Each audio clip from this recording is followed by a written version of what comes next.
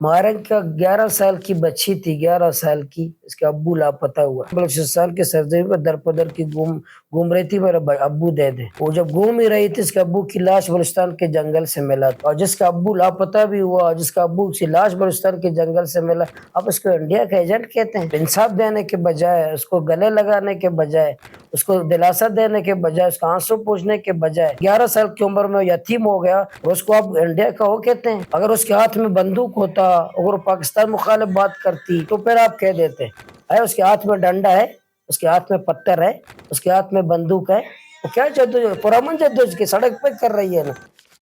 महारंग के बारे में ये किसने कहा है कि ऐसा है, ऐसा है, आपको किसने बताया? महारंग का 11 साल की बच्ची थी, 11 साल की, इसके अब्बू लापता हुआ। 11 साल की बच्ची जो है ना, बलूचिस्तान के सरजमीन पर दर-पदर की घूम रही थी, मेरे अब्बू दे दे। वो जब घूम ही रही थी, इसके अब्बू की लाश बलूचिस्तान के जंगल से मिला था, उसके अब्बू की लाश।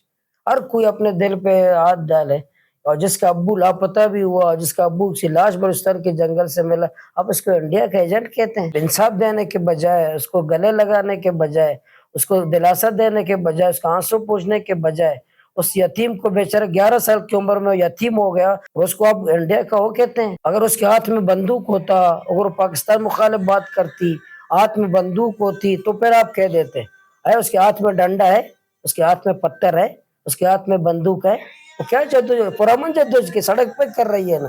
तो इस पे आप इसको इंडिया के लकब, हम इंडिया के पीछे छुप जाते हैं कि हम बस इंडिया का गद्दार करके। तो फातिमा जिन्ना भी तो इंडियन थी ना, नहीं पता इंडियन है? तो फातिमा जिन्ना से लेकर डॉक्टर मारंग तक यही धंधा है।